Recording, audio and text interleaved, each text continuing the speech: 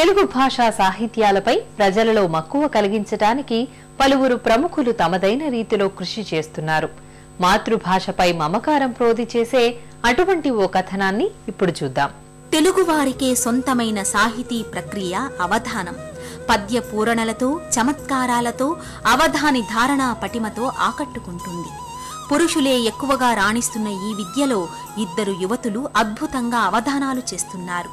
తమదైన ప్రత్యేక ముద్రతో అందరి మన్ననలు పొందుతున్నారు. వాళ్లే బులుసు అపర్ణ, పుల్లాభట్ల నాగశాంతి స్వరూప. విశేషంగా జనాదరణ పొందినటువంటి దత్తపద ఒకటి ఉంది. సచిన్, ద్రవిడ్, గంభీర్, గంగూలీ.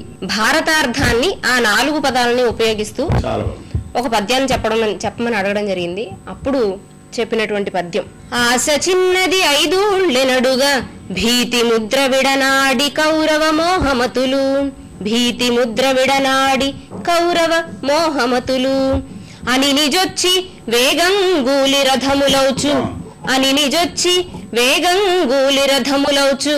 క్రౌర్య గంభీరులవ్వారి కర్మమదియే. తెలుగుకు సారస్వత క్షేత్రమైన రాజమండ్రికి చెందిన ఈ ఇద్దరు మహిళలు ధూళిపాళ మహదేవమణి శిష్యరికంలో అవధానం నేర్చుకున్నారు. ఇప్పటి వరకు 50 ప్రదర్శనలు ఇచ్చారు. అంతేకాదు, అపర్ణ, నాగశాంతి తమవైన సొంత ప్రయోగాలు చేస్తున్నారు. భిన్నత్వాన్ని చాటుతూ ఘంటావధానాన్ని ఆసక్తికరంగా నిర్వహిస్తున్నారు. తెలుగు భాషలోని ఓ వాక్యాన్ని శబ్దాలతో ఒకరు చెప్తే మరొకరు ఆ శబ్దాలు విని ఆ వాక్యాన్ని సంపూర్ణంగా ప్రేక్షకులకు విన్నవిస్తున్నారు. ఒక అమ్మాయికి ఒక కాగితం మీద ఒక వాక్యం రాసిస్తే ఆ అమ్మాయి ఆ వాక్యం చదువుకొని ఒక ఘంటానాదం ద్వారా రెండో అమ్మాయికి కాగితం మీద వ్రాసింది ఏమిటో తెలియజెబుతుంది. రెండో అమ్మాయి ఆ ఘంటానాదమును విని శబ్దం ద్వారా ఆ కాగితం మీద ఏమి వ్రాయబడి ఉందో రెండో అమ్మాయి చెప్పగలుగుతుంది.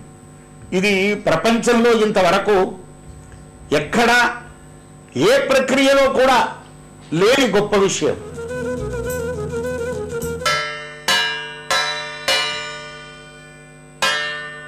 తెలుగు తల్లికి వందనం. ఈ మహిళావధానులు తెలుగు భాషకు చేస్తున్న సేవను గుర్తించి ప్రోత్సహించాల్సిన అవసరం ఎంతైనా ఉంది. మన భాషలోని అవధానం లాంటి పద్య ధారణా ప్రక్రియల్ని పరిరక్షించుకోవాల్సిన అవసరమూ ఉంది. తెలుగు వెలుగులో ఇంకో చిన్న విరామం.